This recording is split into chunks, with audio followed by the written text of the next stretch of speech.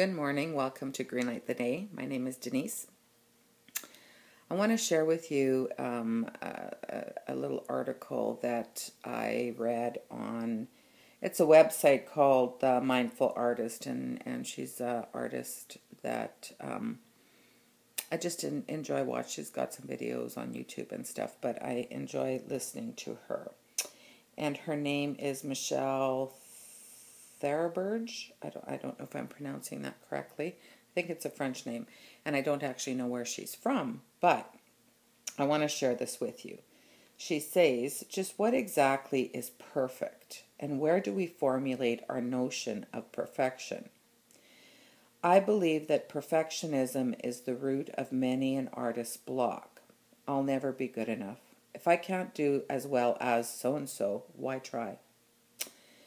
I'm not sure my idea is worthwhile. What if I fail? My project could never reach the beauty and perfection of the idea in my head. We often talk ourselves out of doing something before we even get the chance to start. I'm reminded of something painter Agnes Martin once said. We cannot make anything perfectly, but with inner contemplation of perfection, we can suggest it.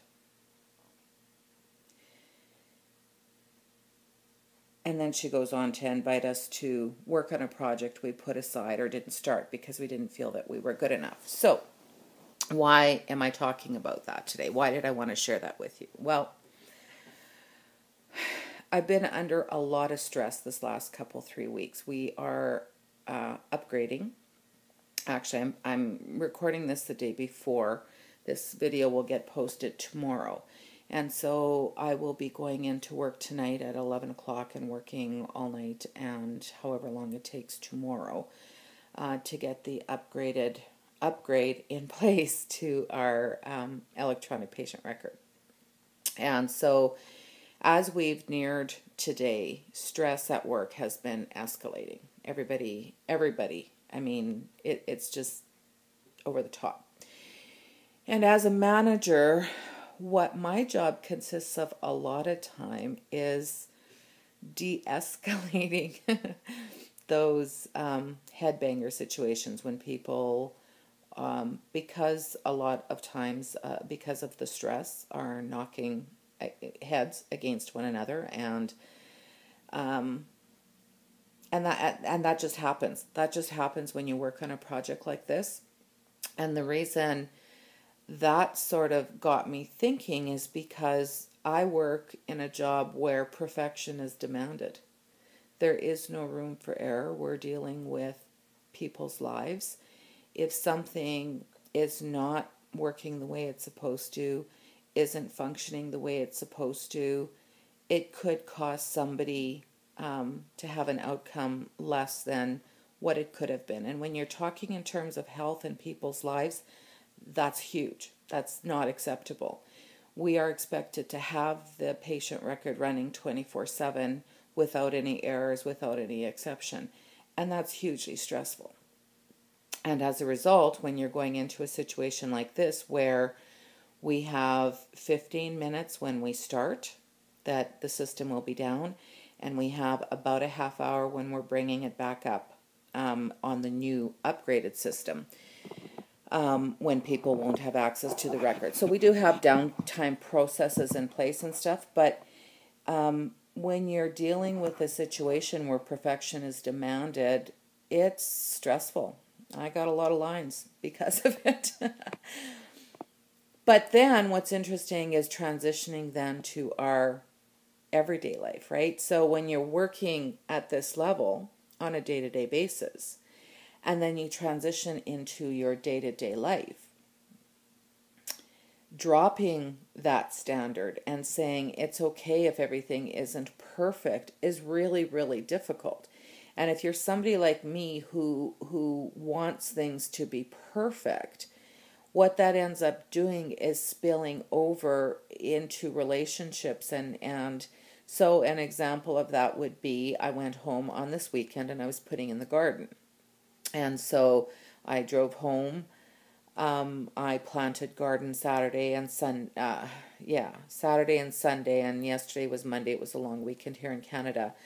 And so when I got things done, yesterday, finished off the last few things in the garden, and I wanted to get the house cleaned, and there was laundry to do, and it's like, I'm only out there usually for 2 or 3 days, and I want to do what I want to do. And sometimes I just have to say it's okay if you don't get it done. So I didn't get the floors washed this weekend. But what it caused me to do was be short with Dad. And then I felt bad and he felt bad, and we got it all straight. But I have to figure out a way when I'm transitioning from work to my personal life to say it's okay to not be perfect. You can't do everything all the time for everybody. And so it's setting those boundaries. It's setting realistic expectations for myself mostly, right? Because it's like, Dad is fine if I didn't get the floor washed. Like, he doesn't care. But I'm looking at the floor and I'm going, oh my gosh, how can I leave that, right? Or whatever it is that I didn't get done this time, because inevitably, with looking after my job and looking after my home here in Regina and looking after the stuff at the farm for Dad, something is always not getting done. And I have to be okay with that. And most of the time I can, but right now, with the stress at work and being tired, and I'm getting teary, because if you don't set up those expectations, what ends up happening is what happened to me yesterday, is I lost patience with Dad and I snapped at him, and he doesn't deserve that. But then I end up feeling like a failure, like I'm letting people down, and that's just not a good way to feel. And I know I'm not. I'm okay. I'm just really tired today. So I'm going to sleep right away for a couple of hours before I go in tonight. But it is so important to say to yourself, it's okay to not be perfect sometimes. It really is okay. And looking for that balance. So I may not have it perfect yet, but I'm working towards it. And I'm working at not feeling like I always have to do everything all the time perfectly. And it's okay to not have some things on that list of to-dos incompleted this week, right? And I guess that's where setting priorities go, because what is most important to get done, right? Anyways, it's a whole lot of emotion.